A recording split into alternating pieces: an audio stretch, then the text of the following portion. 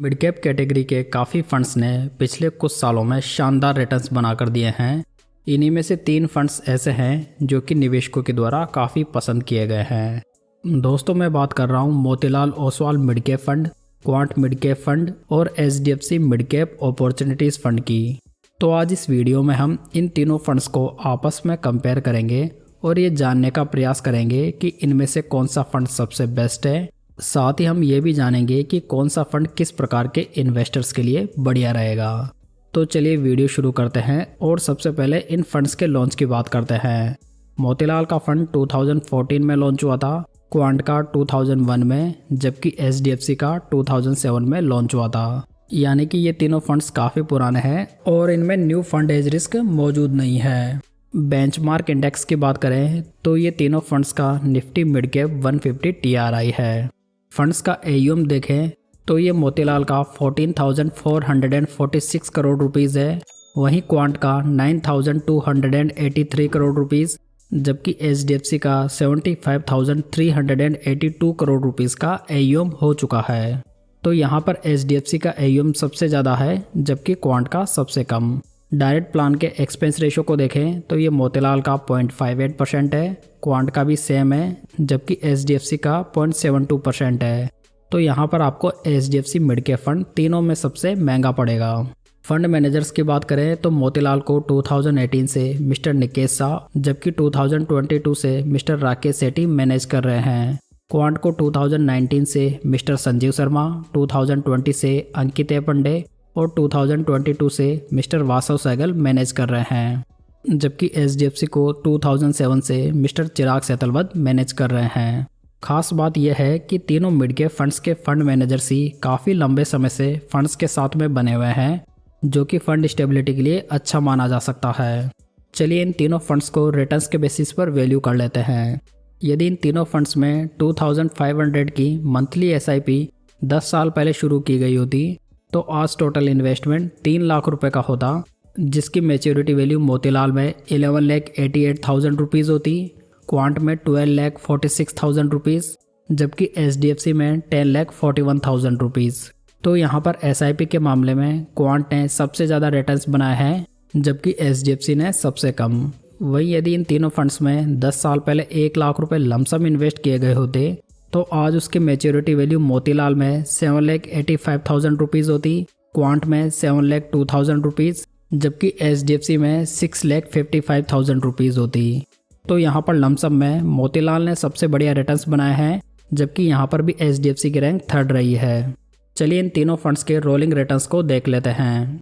Last 10 years में मोतीलाल के returns 23.06% के हैं, क्वांट के 21.54%, जबकि HDFC के 20.85% है। आप यहाँ पर साइड में बेंचमार्क के रिटर्न्स को भी देख सकते हैं। लास्ट 5 ईयर्स में मोतीलाल के रिटर्न्स 35.77% है, क्वांट के 39.79%, जबकि HDFC के 31.47% है। लास्ट 3 ईयर्स में मोतीलाल के रिटर्न्स 39.97% है, क्वांट के 34.06%, जबकि HDFC के रिटर्न्स 31.24% है। लेटेस्ट 1 ईयर के रिटर्न्स देखें तो ये मोतीलाल के 69.71% के हैं, क्वांट के 58.69%, जबकि HDFC के 48.99% के हैं। यहाँ पर हम देखें तो लास्ट 10 ईयर्स में सबसे best returns Motilal Oswal mid cap fund ने बनाकर दिए हैं, जहाँ पर इसकी रैंक सभी मिड कैप फंड्स में से फर्स्ट रही है। वहीं लास्ट 5 ईयर्स में सबसे best returns quant mid cap fund के हैं, जहाँ पर इसने फर्स्ट रैंक अचीव की है। अगर बात करें HDFC मिड कैप फंड की तो ये बाकी दोनों फंड से थोड़ा पीछे रह जाता है, जहाँ पर ये fund most of time periods में बेंचमार्क के रिटर्न्स को भी बीट करने में नाकाम रहा है। हालांकि HDFC मिड कैप फंड 10 सालों के लॉन्ग पीरियड में मोर देन 20% के एनुअलाइज रिटर्न्स बनाकर दे रहा है, जो कि अच्छे रिटर्न्स माने जा सकते हैं। बस ये रिटर्न्स बाकी दोनों फंड से थोड़े पीछे रह जाते हैं। लेकिन वहीं दूसरी ओर HDFC का फंड कैटेगरी एवरेज के रिटर्न्स को कंटिन्यू बेसिस पर बीट करता हुआ आ रहा है, जो कि एक अच्छा पॉजिटिव बन जाता है। चलिए अब इन तीनों फंड्स के रिस्क रेशियोज भी देख लेते हैं।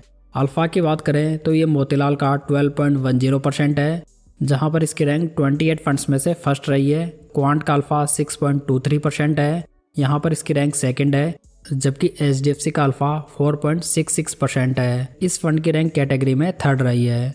अल्फा रेशो ये बताता है दोस्तों कि फंड अपने बेंचमार्क से कितने एक्सेस रिटर्न्स बनाकर दे रहा है।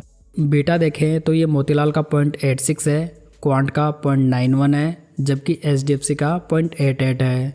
बीटा रेशो जो होता है वो फंड की वॉलेटिलिटी को मेजर करता है। तो यहाँ पर इन तीनों फंड्स में क्वांट का फंड सबसे ज़्यादा वॉलेटाइल फंड है। शार्प रेशो देखें तो ये मोतीलाल का 1.99 है, क्वांट का 1.59 है, जबकि एचडीएफसी का 1.72 है। शार्प रेशो में मोतीलाल की रैंक फर्स्ट रही है, एचडीएफसी की सेकंड, जबकि क्वांट की रैंक थर्ड है। शार्प रेशो जो होता है वो ये बताता है कि फंड कितने रिस्क फ्री रिटर्न्स बनाकर दे रहा है। वहीं बात करें स्टैंडर्ड डेविएशन की तो ये मोतीलाल का 14.99 है, क्वांट का 15.72 है, जबकि एचडीएफसी का 13.37 है। स्टैंडर्ड डेविएशन रेशो ये बताता है कि किसी फंड के रिटर्न्स उसके हिस्टोरिकल एवरेज रिटर्न से कितने डेविएट हो सकते हैं। अगर एचडी रेशो ज़्यादा है तो वो फंड ज़्यादा वॉलेटाइल माना जाता है। तो यहाँ पर एचडी रेशो में क्वांट फंड की रैंक 28 फंड्स में से 27th रही है, मतलब कि ये फंड बहुत ही ज़्यादा वॉलेटाइल फंड है। कुल मिलाकर यहाँ पर रिटर्न्स जनरेटिंग रेशियोज में इन तीनों फंड्स ने ही 1, 2, 3 की रैंक हासिल की है, मतलब कि ये तीनों फंड्स ही मिड कैप कैटेगरी के बेस्ट फंड्स हैं। लेकिन यहाँ पर सबसे बढ़िया रिस्क रेशियोज मोतीलाल के हैं, जो कि तीनों फंड्स में सबसे कम वॉलेटाइल भी है और सबसे बढ़िया अल्फा और शार्प रेशो भी बनाकर दे रहा है। अगर तीनों फंड्स का पोर्टफोलियो देखें और नंबर ऑफ स्टॉक्स की बात करें तो मोतीलाल में 7 सेक्टर्स के 20 स्टॉक्स मौजूद हैं, क्वांट में 8 सेक्टर्स के 21 स्टॉक्स, जबकि एचडीएफसी में 9 सेक्टर्स के 73 स्टॉक्स अवेलेबल हैं।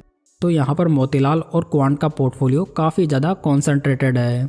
पोर्टफोलियो पीई रेशो देखें तो ये मोतीलाल का 68.79 है, क्वांट का 35.75 है, जबकि एचडीएफसी का 26.14 है। तो यहाँ पर पीई रेशो के अकॉर्डिंग मोतीलाल का फंड सबसे महंगा है, जबकि एचडीएफसी का सबसे सस्ता। अगर पोर्टफोलियो में एसेट एलोकेशन देखें तो लार्ज कैप कंपनीज में मोतीलाल ने 13.91% एलोकेट किया हुआ है, क्वांट ने 14.97%, जबकि एचडीएफसी ने 8.23%। मिड कैप कंपनीज में मोतीलाल का एक्सपोजर 84% है, क्वांट का 85%, जबकि एचडीएफसी का 71% है। स्मॉल कैप कंपनीज में मोतीलाल का ओनली 1.85% इन्वेस्टेड है, जबकि क्वांट ने स्मॉल कैप कंपनीज में कोई भी एक्सपोजर नहीं लिया हुआ है। वहीं एचडीएफसी ने 20.51% स्मॉल कैप कंपनीज में एलोकेट किया हुआ है।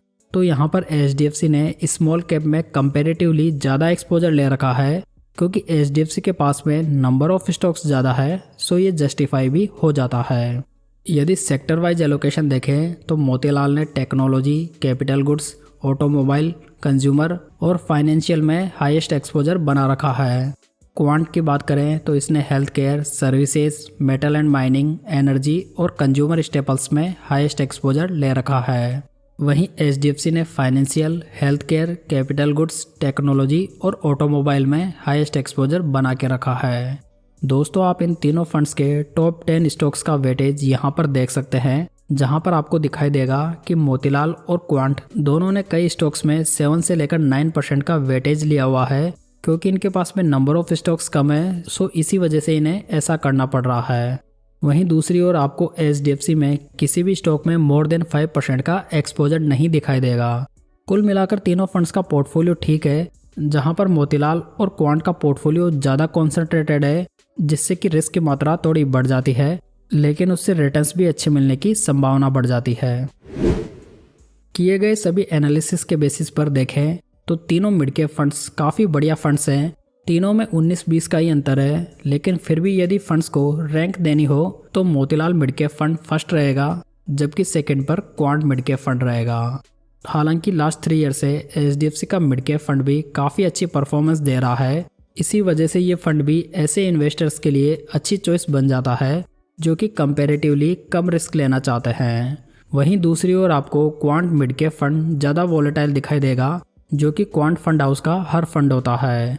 सो क्वांट का ये फंड एग्रेसिव इन्वेस्टर्स के लिए एडवाइजेबल है।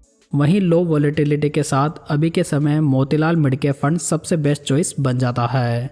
दोस्तों ये तीनों फंड्स मिड कैप कैटेगरी से बिलोंग करते हैं, सो इन तीनों में से किसी भी फंड में शॉर्ट टर्म के लिए इन्वेस्ट करना ठीक नहीं रहेगा। तो दोस्तों ये थी आज की जानकारी। उम्मीद है आपको ये पसंद आई होगी। जानकारी अच्छी लगी हो तो इसे लाइक, कमेंट और शेयर जरूर कीजिएगा। साथ ही इस चैनल को सब्सक्राइब जरूर कर लीजिएगा। तो चलिए दोस्तों, फिर मिलते हैं किसी नई जानकारी के साथ।